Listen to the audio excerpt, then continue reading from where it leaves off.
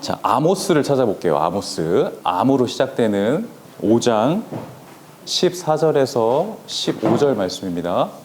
너희는 살려면 선을 구하고 악을 구하지 말지어다. 만군의 하나님 여호와께서 너희의 말과 같이 너희와 함께 하시리라. 너희는 악을 미워하고 선을 사랑하며 성문에서 정의를 세울지어다. 만군의 하나님 여호와께서 혹시 요셉의 남은 자를 불쌍히 여기시리라. 아멘. 자, 인사 나누겠습니다. 반갑습니다. 오랜만입니다. 성경이는 의도치 않게 주일학교 예배를 계속 드리고 있네. 예배 한 3번 드리다? 그치? 청년부까지. 아주 좋습니다. 예. 잘 지냈죠? 사랑이네 잘 연주회 잘 마쳤어? 이따 보여줄 수 있어? 영상 찍었지? 여기 TV로 틀고 다 같이 보자 한번. 싫어? 네. 자, 우리 말씀 주제 한번 보도록 할게요. 시작. 하나님의 사람이 따라야 하는 기준. 자, 오늘 기준에 대해서 한번 나눠보도록 하겠습니다. 자, 여러분 혹시 우리나라에서 지하철 타봤죠, 여러분? 다 타봤죠, 지하철? 안 타본 사람 없겠지. 지하철에서 음료수를 들고 이렇게 타본 적 있어, 얘들아? 한 번도 없어? 만약에 길거리에 가다가 이렇게 쓰레기를 한번 이렇게 딱 버린 적은 있지, 당연히 있지, 그치? 자, 그때 만약에 옆에 경찰 아저씨가 딱 있다. 그러면은 우리는 만약에 그 버리는 현장을, 또 뭐 음료수를 들고 지하철에 타는 그 현장을 발각이 됐다. 그럼 우리는 어떻게 될까요, 여러분? 경찰 아저씨가 이렇게 와서 이름, 나이, 벌금 얼마 이렇게 하시나? 우리나라에는 그런 법이 없죠, 그렇죠? 우리나라에는 이게 경찰 아저씨가 오셔서 채점을 하거나 벌점을 매기거나 벌금을 내라고 하진 않아요. 근데 여러분 싱가포르 혹시 가봤어요? 싱가포르?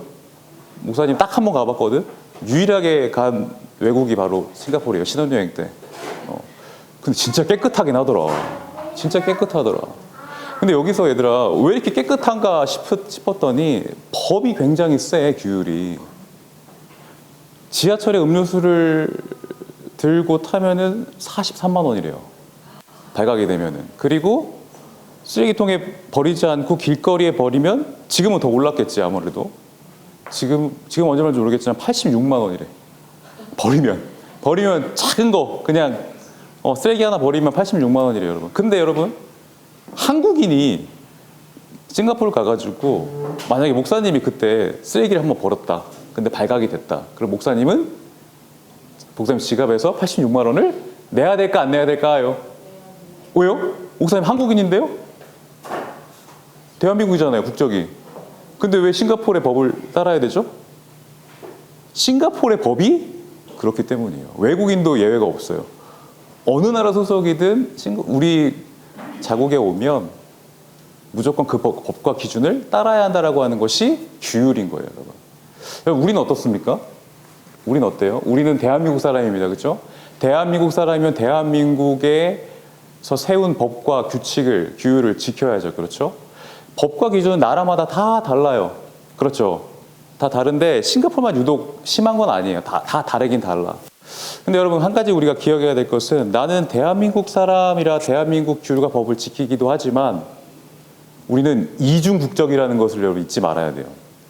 우리는 또 어느 나라 사람일까요? 하나님을 믿는 하나님의 나라 사람이에요. 그리스도인. 그리스도인이라면 그리스도인답게 우리에게 주신 하나님이 다스리시는 이 나라, 이 통치를 받고 있는 우리는 그리스도인의 마땅히 지켜야 할 규율과 기준이 있다라고 하는 사실이에요, 여러분. 나는 대한민국 사람인데요. 난 하나님의 통치 받고 있는지 아닌지 잘 모르겠어요. 하나님 나라가 보이지도 않잖아요. 거기에 난 소속된 거 맞아요? 여러분, 하나님이 보내신 하나님의 아들 예수 그리스도를 나의 구원의 주님으로 믿는 모든 사람들은 지금 하나님의 통치를 받고 있어요. 예수님의 통치를 받고 있어요. 성령님께서 내 안에 계셔서 내 영혼에 계셔서 내 영혼을 다스리세요. 우리는 성령님을 통해서 다스림을 받고 있는 거예요. 성령님을 통해서 하나님의 통치를 받고 있는 거예요. 근데 누구만 몰라요? 나만 모르는 거야. 우리는 통치를 받고 있습니다. 하나님 나라 소속인 거예요, 여러분. 하나님 나라의 소속, 하나님 나라의 기준으로 살아가는 우리의 모습은 어떠해야 될까? 오늘 포인트는 이거예요. 다 같이 읽어볼게요. 시작. 하나님의 기준으로 살라. 다 같이 한번 시작. 하나님의 기준으로 살라. 하나님의 기준은 뭘까? 우리가 보고 있는 말씀이죠. 당연한 거예요. 근데 당연한 거지만 이 말씀을 지키기가 편할까 어려울까? 편할 수도 있고 어려울 수도 있어요. 그 결정적인 차이를 오늘 말씀을 통해서 한번 보도록 하겠습니다.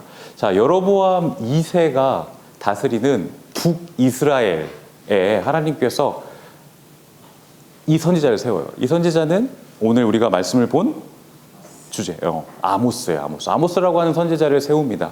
왜 세웠을까요? 하나님께서 선지자를 세우시는 이유는 당연해요.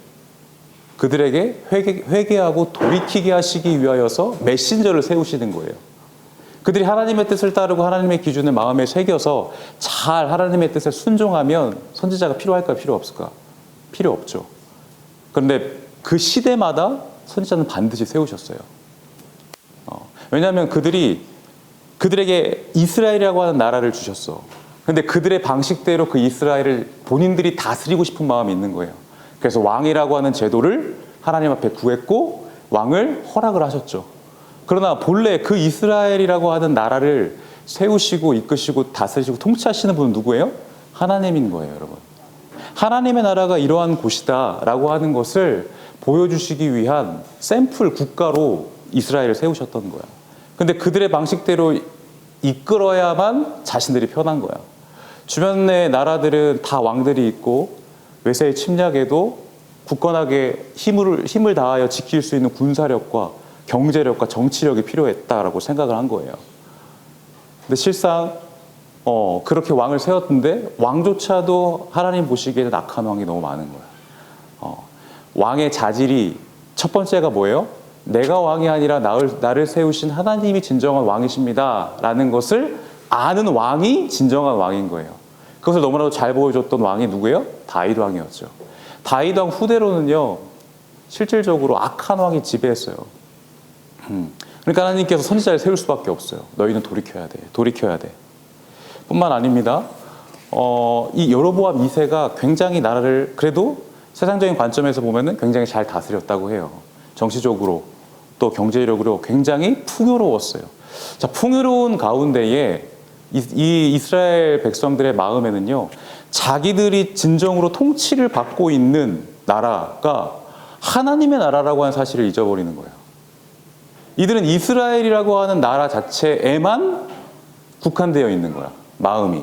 왜? 우리를 잘 살게 해주는 여로보암 2세의 통치만 따르기를 원하는 거예요. 점점 마음의 중심이 어디에게 가요? 우리를 이끌고 다스리는 왕, 우리를 잘 먹고 잘 살게 해준 저 왕, 여로보암 2세가 우리를 다스려에만 자꾸 몰리는 거야. 우리 중심에, 이들의 중심이. 그러다 보니까 어떻게 됩니까? 자신들의 진정으로 소속된 나라가 하나님 나라라는 사실을 망각해 버려요. 그래서 하나님께서 아모스를 세워서 이들에게 이스라엘 그 나라를, 나의 나라죠, 하나님의 나라죠, 그 나라를 내가 심판할 거야 라고 이야기를 하세요. 그러면서 너희들에게 돌이킬 수 있는, 돌아오라고 하는 기회의 메시지를 선포하게 됩니다. 당시의 지도자들에게 외쳤어요. 당시 지혜자라고 하는 지도자들에게 외쳤어요. 너희는 어떻게 가난한 자들을 그렇게 짓밟고 가난한 자들을 빼앗을 수가 있냐? 가난한 자들의 것을 빼앗을 수가 있냐? 짓밟고 빼앗는구나. 정의는 패하고 악이 판치는 세상이구나. 너희는 반드시 결단코 다듬은 돌로도 너희들은 완전한 집을 짓지 못할 거야. 집을 지어도 살지 못할 거야 라고 저주와 심판의 메시지를 아모스를 통해서 그들에게 선포하게 하십니다. 여러분, 그 당시 지도자들은 어떠한 일을 했는데요? 어떠한 짓을 했죠? 성경에 보니까 가난한 자들, 농부들에게, 농경사회니까 막대한 세금을 얹어요. 세금을 내야 되는 거야. 근데 소득이 적은데 많은 세금을 내버리면 어떻게 돼요? 너무나도 힘든 퍽퍽한 삶이 되겠죠. 그러다 보니까 이걸 유지할 수가 없고 막대한 세금을 낼 자력이 안 되니까 어떻게 되냐면 자기의 밭을 부자들에게 팔아요. 부자들에게. 여러분, 근데 이 지도자들과 부자들이 마음을 맞춘 거예요. 그래서 작전을 짠 거예요. 어떤 작전이냐면 그렇게 땅을 팔 때 분명히 이들은 농사밖에 짓고 살지 않았기 때문에 다시 밭을 어떻게 해서 또 구할 거다라고 하는 것을 알고 있었어. 자, 밭을 팔았습니다. 근데 잠시 뒤에 이거를 밭을 갈지 않으면 살아갈 수 있는 어떤 자원이 없으니까 다시 땅을 팔았던 그 부자에게 찾아가요. 가서 이제 그 땅을 좀 빌려달라고 이야기를 해요. 얼마 전까지만 해도 내 땅이었어. 근데 부자에게 그것을 팔아버렸으니까 이제 빌리는 거예요. 근데 빌리니까, 아, 그래? 그럼 조건이 있다. 이 땅 빌려줄게. 대신 내 땅이잖아? 그러니까 이것에 대한 이 소득의 얼마를 나에게 바쳐. 나에게 줘. 좋다. 근데 그 소득이 또 어마어마한 거예요, 여러분. 허리띠를 졸라 매야지만, 일을 해야지만 밥을 먹을 수가 있는 상황. 얼마나 많이 굶주렸을까.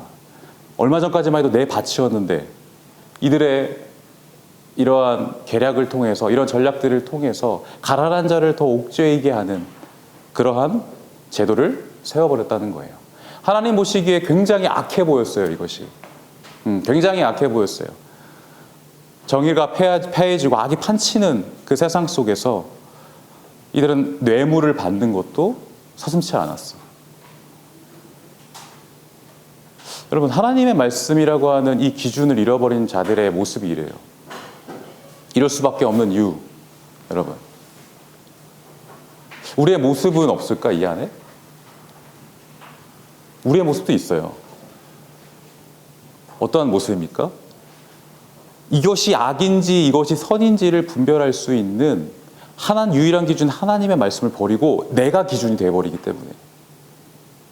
하나님의 말씀을 버리고 하나님의 말씀이 딱 서 있어야 이것이 선이고 이것이 악입니다라고 하는 것을 결정할 수가 있는데, 그것을 버리고 내가 선이 되어버린 거예요, 여러분. 이러한 모습이 우리에게 있어요. 돈만 많이 벌 수 있다면 어떠한 일이라도 할 수 있어. 그치? 돈만 많이 벌 수 있으면 내가 배불리 남들 무시 안 당하고 이 땅에서 어찌됐든 풍족하게 평화롭게 살 수 있으려면 돈이 필요하잖아. 돈만 벌 수 있으면 어떤 일이라도 난 할 수 있다라고 생각하는 사람들이 있잖아요, 이 땅에서도.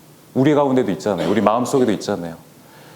그리고 성적에만, 이 성적만이 내 모든 것을 증명할 수 있어 라고 하는 생각으로 성적에만 몰두하는 사람들도 얼마나 많아요, 여러분.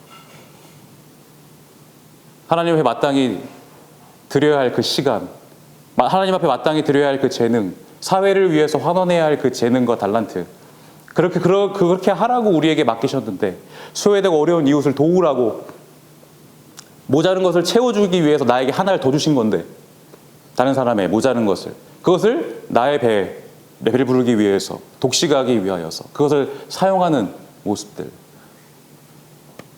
나의 쾌락을 위해서 남을 짓누르는 모습들, 나의 쾌락을 위해서 상대방의 친구의 마음을 아프게 해도 괴롭혀도 괜찮다고 생각하는 모습들, 다른 사람의 아픔, 이거보다 더 나쁜 건 뭔 줄 알아요? 다른 사람의 아픔을 보면서도 무관심하는 게 더 나쁜 거예요. 그런 모습이 우리 가운데 있다고요. 오로지 나밖에 모르는 사회, 나만 잘 돼야 되고 내가 위에 어떻게든 있어야 되고, 내가 좀 더 앞서 나가는 것은 뒤에 있는 사람들을 끌고 같이 가게 하시기 위하여서 나를 앞세우신 건데, 나의 부족함을 보지 못하고 그것이 내 것이신 것 마냥, 내가 잘해서인 것 마냥, 내가 잘해서 얻은 조건인 것 마냥 살아가는 모습들. 여러분, 이것을 우리가 인정해야 돼요. 이것이 다 그렇게 사는데요, 다 그렇게 똑같이 흘러가는 세상이잖아요 라고 생각한다면 그건 나랑 관계없는데요, 이것과 다 별반 다른 바가 없는 거죠. 이렇게 외치는 것과 하나님 앞에서. 여러분, 이러한 모습이 하나님 보시기에 곧 심판이 다다랐다라고 이야기를 하는 거예요. 이러한 사람이 이 전 나라를 다 지배하고 있다고 생각해봐. 모든 사람이 다 이런 마음을 갖고 있어 봐요, 여러분. 나라가 바로 설 수 있겠어요? 부강할지는 몰라요. 나라가 다른 나라보다 더 월등할지는 몰라요. 왜? 너도 나도 어찌됐든 잘해야 되니까. 어떻게 해서 우리나라를 증명해야 되니까. 우리나라를 널리 알려야 되니까. 남들보다 더 월등한 나라가 될지는 몰라요. 그런데 여러분, 하나님 보시기에 그 나라가 악한 나라일 수 있어요. 하나님이 아닌 하나님의 기준에서 더 멀어진 나라가 될 수 있다는 거예요.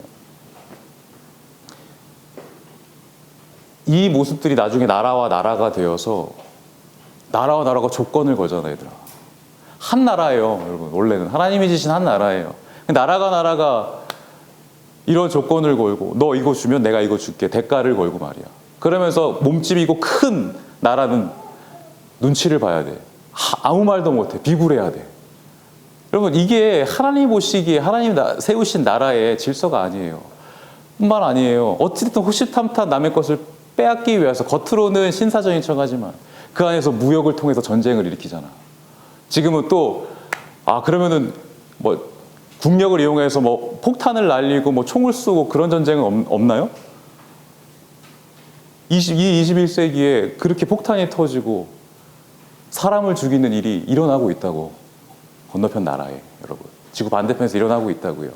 보이지 않는 그러한 총칼을 겨누는 이러한 질서 가운데 하나님은 어찌됐든 심판이라는 것을 예배해 놓고 계시는 거예요, 여러분. 우리는 심판을 향해 달려가고 있습니다, 여러분. 그게 그 심판이 어디서부터 시작되는 줄 알아요? 나밖에 모르는 것에서부터 시작이 되는 거예요. 내 작은 이기심에서 시작되는 거예요. 지금 어릴 때 여러분 안에 있는 작은 하나님 말씀에 기준되지 않고 내 것인 것 마냥 갖고 있는 이 이기심, 작은 이기심에서부터 출발되어지는 거예요. 그러다 보니까 말씀이 내가 듣고 싶은 것만 들어요. 이렇게 막 현실을 막 꼬집는 말씀들은 듣고 싶지 않은 거야. 좋은 것만 듣고 싶어. 아름다운 거, 감정적인 것만 듣고 싶어. 여러분, 그러면은 이 메시지를 하나님께서 메시지를 목소리를 내라고 선지자를 세운 이유가 없다니까요. 너희는 잘하고 있어. 너희는 하나님 앞에 복 받았어. 너희는 구원받은 백성이야. 다 하나님께서 죽어마땅할 거짓 선지자라고 이야기를 하는 거예요. 거짓 선지자가 얼마나 이때는 판쳤는데요, 여러분. 지금은 없을까요? 지금은 있어요, 여러분. 이 자리에서 하나님의 말씀과 다른 것을 선포하면 그건 거짓 선지자예요, 여러분. 너무너무 잘하고 있어, 여러분. 칭찬은 필요하죠. 그러나 그 안에 아직까지 해결하지 못하는 하나님이 내 주인이십니다. 그 하나님의 말씀을 내가 붙잡고 나아가는 그러한 모습이 우리 삶 가운데 없다면, 정의와 공의와 사랑이 우리 가운데 드러나지 않으면 아직 하나님의 뜻을 완전히 내 안에 새기지 못하는 거예요, 여러분. 반드시 열매가 있어야 돼요. 이들은요, 어떠한 강력한 오해를 한 줄 알아요, 여러분? 앞에 보세요, 여러분. 우리에게도 주시는 말씀이에요. 나는 구원받았어. 이거에만 만족하는 거예요. 나는 당연히 구원받을 만해로 나가는 거야, 이게. 나는 구원받았어. 왜? 우리는 선민이잖아. 하나님이 택하신, 하나님이 출애굽하여서 이 가나안 땅에 인도하셔서 여기서 나라를 이루게 하셨는데 우리는 구원받은 택함 받은 백성이니까 라고 하는 선민의식이 있다는 거예요.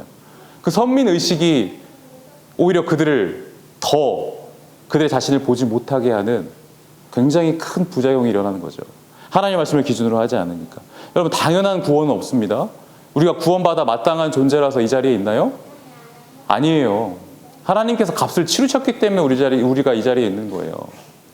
하나님이 그분의 아들을 저주와 심판의 대상으로 세우셨기 때문에, 모든 값을 치르셨기 때문에 우리는 자격 없는 우리가 그분을 믿음으로 이곳에 오게 된 거예요, 여러분. 우리가 봤을 땐 거저받은 구원이지만 하나님 보시기에는 정말 자신의 전부를 다 거신 값이에요. 치르신 값이에요, 여러분. 그렇다면 그 책임을 가져야죠, 우리가. 그 책임을 가져야 돼요.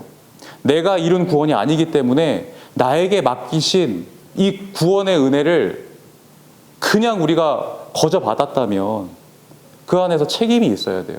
그리고 반드시 열매가 맺혀야 돼요, 여러분. 그거 아니면 우리가 구원을 잃어버릴 수 있어요. 되게 굉장히 무서운 말씀이에요, 여러분. 우리가 예수님을 한 번 믿었어요.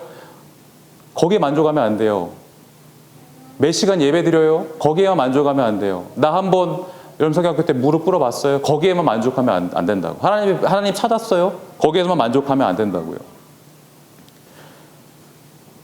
왜 구원을 잃어버리냐면 약속을 붙잡지 못하기 때문이에요. 우리에게 주신 구원의 약속이 한 번만 내 안에 새겼다고 해서 영원한 게 아니에요. 흔들려요. 얼마나 사단은 우리의 습성을 잘 아는지 네가 받은 구원은 아무것도 아니야. 너의 모습을 봐봐. 너의 행동을 봐봐. 네가 구원받을 수 있는 존재라고 생각해? 또 반대로 교만을 일으켜서 너는 마땅히 구원받을 만해. 그러니까 하나님 잘 찾지 않아도 널 지켜주시니까 하나님 찾지 않아도 돼. 이거 조금 더 해. 네가 하고 싶은 거 더 해. 부추길 수도 있다고. 구원을 어떻게 해서든 잃어버리게 하는 거예요. 그래서 우리는 날마다 말씀을 들어야 되는 거예요, 여러분. 말씀을 봐야 하는 거예요. 말씀을 새겨야 되는 거예요. 그래야 내 안에 구원이 더 확실해져요. 그래야 내가 이 구원의 약속을 내 안에 되새기고 날마다 내 삶에 적용한다는 거예요. 그래야 하나님이 나에게 주신 나의 뜻을 발견할 수가 있어. 하나님과의 관계가 멀어지면요, 감정의 통제가 안 돼요. 왜? 내가 나를 다스리려고 하거든. 그러다 보니까 내가 기준이 되니까 쉽게 화를 내. 목사님이 그렇게 많이 경험해. 쉽게 화를 내고요. 쉽게 내가 결정해버리고요. 쉽게 흔들리고 쉽게 두려워요.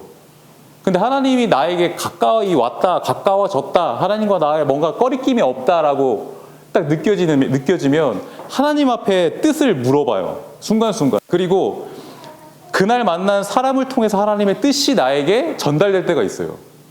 날마다 말씀을 보면서 이 말씀 속에서 나에게 주신 말씀도 있고요. 풀리지 않는 기도의 문제를 이곳에서 발견할 수도 있고, 사람을 통해서 발견할 수도 있고, 순간순간 환경을 통해서 뉴스를 보면서도, 놀면서도 그걸 안다니까? 내 안에 계신 성령님께서 그렇게 나에게 구원의 약속을 잃지 않게 하기 위해 계속 사인을 주신다고요.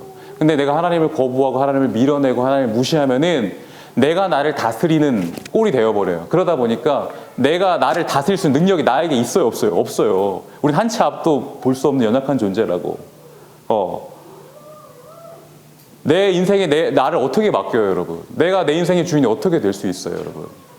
그럴 수 없다는 거예요, 여러분.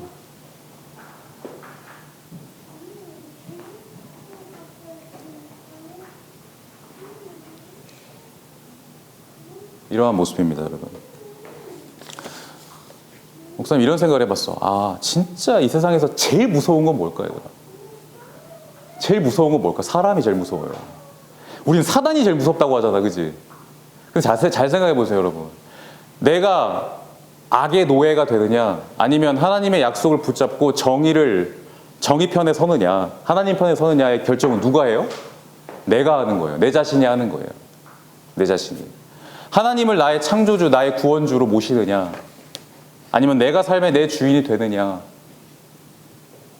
그 결정은 누가 해요? 내가 하는 거예요. 여러분, 하나님을 인정하지 않으려면요, 내 주인으로 모시지 않으려면 어떠한 절차를 밟아야 되는 줄 알아요? 아, 나 하나님 필요 없어요. 하나님 조금 멀리 계세요. 하나님 뜻 내게 좀 어려워요. 조금 내 뜻이 조금 더 나은 것 같네요. 이렇게 되려면 어떠한 절차를 밟아야 되냐면 그것이 납득할 만한 논리와 근거를 내가 찾아야 돼요. 그리고 어떤 수단을 찾아야 돼. 그래서 하나님 자리에 다른 것을 가지고 이것이 있어야만 내가 뭔가 불안하지 않고 염려가 되지 않는 어떤 수단을 찾는다고, 사람이라는 것이. 우상은 거기서부터 출발하는 거예요. 이거 없으면 뭔가 잃어버린 것 같고, 뭔가 불안하고, 뭔가 못 살 것 같고, 이게 나를 지배하는, 이것에 내가 순종하고 있는 모습으로 점점점 깊어지기 시작해요. 그래서 하나님을 인정하지 않으려면 이러한 논리와 이런 근거, 이런 대상을 어떻게 만들어야 돼. 그리고 이것이 옳아, 이것이 안전해 라고 하는 주입을 해, 내가. 그리고 나서 이것을 내 스스로가 설득을 하는 거예요. 거짓인데 진실이야, 이게 있어야 돼 라고 하는 것을 계속적으로 내 안에서 세뇌를 시키는 거야. 그럼 사단은 뭘 하는 줄 알아요? 옆에서? 맞아. 그게 맞아. 그게 정답이야. 사단은요, 자신의 손 피 묻히지 않고요, 우리 스스로 파멸하고 우리 스스로 자멸하는 것을 원해요. 부추기는 역할을 하는 거예요, 여러분. 아담과 하와를 그렇게 부추겼잖아, 얘들아. 그 동기가, 그 마음의 근본적인 동기가 아담과 하와에게 있었어. 하나님 앞에 뭔가 억압받는 것 같고 뭔가 나에게 다 주시지 않는 것만 같은 오해가 그 마음 가운데 있었기 때문에 그걸 그냥 들춰낸 것뿐이에요, 사단은. 그러니까 진짜 무서운 건 누구예요? 진짜 위험한 건 뭐예요? 누구예요? 내 자신이에요, 여러분. 우리는 이러한 선택의 기로에 매일매일 놓여 있어. 약속을 붙들 것이냐, 아니면 그 자리에 다른 어떤 내가 의지하고 내가 내 모든 삶을 맡길 수 있을 만한, 힘들고 어려울 때마다 위로받고 뭔가를 내 쾌락을 채워줄 수 있는 어떤 다른 수단을 하나 만든다고. 인간의 습성이 그래요. 우상은 거기서부터 시작이 되는 거예요. 그래서 하나님께서 흔드시는 거야. 나와라. 네가 안주하고 거주하고 있는 그 세상에서 나와라. 그 방식에서 나와. 그것은 옳지 않아. 그것은 거짓이야. 나와야 돼. 깨야 돼. 잠을 깨야 돼. 눈을 떠야 돼. 그렇게 얘기하시는 거라고, 지금. 그러면서 아모스를 통해서 이야기를 하는 거예요, 계속적으로. 여러분. 계속 이야기하고 있어요. 너희는 살려면 악을 버리고 선을 택해야 돼. 여러분, 이 말씀을 보면서, 선지서 말씀을 보면서 심판이야. 이 말이 되게 목사님한테는 되게 무겁게 다가왔어. 또 스트레스 같기도 했어. 아니, 왜 하나님은 이렇게 율법이라는 것을 주셔서 그 율법에 도달하지 않으면 왜 이렇게 다 심판이라고만 얘기하시는 걸까? 그 하나님이 되게 딱딱하게 느껴졌고 되게 불공평하게 느껴지기도 했어요, 여러분. 근데 여러분, 우리가 누리고 있는 거 다 하나님 거잖아요. 하나님이 거두어 가시는 것도 선하신 그 하나님께서 거두셔서 선하신 계획대로 이루실 거라고 하는 그 사실도 다 뭐예요? 하나님에 대한 믿음에서부터 출발되는 거예요. 근데 하나님에 대한 믿음이 없으니까 이 거두시는 게 왜 내 거 뺏어가냐라고 하는 반발심이 드는 거야. 뿐만 아니에요, 여러분. 하나님은요, 그들에게 괴롭히기 위해서 심판의 메시지를 주신 게 아니에요. 돌이켜라고 하기 위한. 어디서 돌이켜라? 여러분, 가만히 놔둬도요, 보세요, 이거 말고 마칠게. 가만히 놔둬도요, 모든 사람은 다 심판으로 가요. 멸망의 길로 가요, 여러분. 여러분, 한 번 죽으면 끝인데요, 목사님. 아니에요. 영원한 죽음이 있다니까? 이 땅에서의 죽음은요, 이 영원한 죽음을 미리 맛보는 삶이에요. 그래서 지옥을 맛보고 있는 거라고. 하나님의 나라, 하나님의 통치와 다른 이기심에 가득 찬 자기밖에 모르는 그러한 이기심에 근거한 질서를 이 땅에서 맛보고 있잖아요, 여러분. 지옥을 미리 맛보고 있는 거예요. 근데 이 땅에 하나님의 나라가 임했어요. 예수님을 통해서 임했어요. 그럼 이 땅에서 우리는 하나님의 백성으로 우리를 택함 받게 하셨어요. 선택하셨어요. 하나님의 백성으로 살게 하셨어요. 그러면 이 땅에서 뭘 누리라고? 완전한 영원한 그 천국, 그 안식, 그 하나님의 나라를 이 땅에서 미리 맛보라고.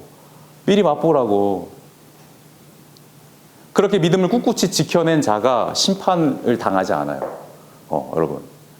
그 멸망의 심판이 기다리고 있어요. 그러니까 하나님께서 심판하시는 거는 다른 외세의 침략을 통해서 이들을 한번 뒤흔드시는 이유는 뭐예요? 영원한 심판을 영원한 심판에 영원히 멸망하지 않게 하시기 위한 맛보기예요.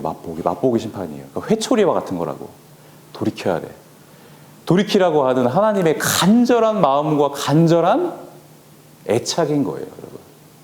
하나님이 때리시고도 마음이 아프셔서 다시 싸매셔요. 다시 돌아오기를 원하세요. 그래서 남은 자를, 하나님의 진정한 백성을 남겨놓으시는 거예요. 단 몇 명이라도, 여러분. 여러분, 우리가 좀 빈자리가 있죠? 근데 여러분, 몇 명이 예배드리는 것은 하나님 앞에 중요하지 않아요. 많고 많은, 그리고 휘황찬란한 그런 예배? 여러분, 거기에도 하나님이 계시지만 더 하나님께서 우리를 붙드시고 귀하게 우리의 삶을 책임지시고자 하시는 그 마음이 향하시는 곳은 이 자리예요, 여러분. 이 자리. 내가 바로 하나님 앞에 사랑과 공의를 가지고 하나님 앞에 바로 서 있느냐. 바로 서 있는 이 한 사람 한 사람이 하나님 보시기에 더 귀하다고 했다.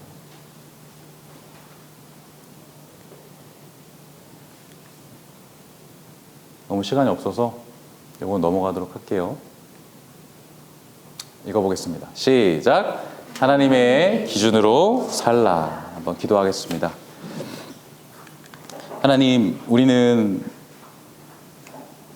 하나씩 다림줄을 가지고 있습니다. 그 다림줄은 건축물을 쌓아갈 때에 이 건축물이 수평이 맞는지 좌우 흔들리지 않을 만큼 잘 서 있는지를 볼 수 있는 기준이 됩니다. 하나님, 우리의 신앙도 그렇게 되기를 원합니다. 우리가 살아가면서, 우리가 나이를 먹으면서, 하나님의 말씀을 들으면서 한 계단 한 계단 올라가면서 마치 건물을 쌓듯이 우리의 신앙을 쌓아갈 때에 그 말씀이, 그 신앙이 바르게 하나님 앞에 곧게 서 있는지 그것을 확인해 볼 수 있는 다림줄 우리에게 필요합니다. 그것이 말씀입니다. 하나님, 우리 친구들에게 그 기준을 주셨습니다. 이 말씀이 전부입니다. 이 말씀이 하나님이 우리에게 주신 전부입니다. 이 약속을 주셨고 이 약속을 이미 이루셨고 또 완성을 향해 우리가 달려가고 있습니다. 내가 보기 좋은 대로 하나님을 생각하고 내 인생 내 멋대로 내 인생을 내가 주인 되어서 계획하여서 살아가는 그러한 모습이 하나님 보시기에 얼마나 악한 모습인지, 이것 자체가 얼마나 우상숭배의 시작인지를 우리 친구들이, 우리가 다 같이 깨닫고 나아가기를 원합니다. 하나님을 믿는다고 하지만 정작 중요한 건 내가 정해버리는 그러한 삶의 방식에서 우리는 이제 벗어나서 온전히 하나님을 붙잡고 하나님이 주신 그 약속을 붙잡고 살아가는 우리 귀한 친구들 될 수 있도록 인도하여 주시옵소서. 지금은 우리 구원하신 예수 그리스도의 은혜와 하나님 아버지의 무한하신 사랑과 성령 하나님의 인도하심과 교통하심이 온전히 하나님의 기준대로, 그 기준으로 살아가기를 원하고 그 기준이 우리 안에 새겨지기를 간절히 소망하는 사람들의 교회의 귀한 선생님과 우리 심령들 머리 위에 지금부터 영원까지 함께 있을지어다. 아멘.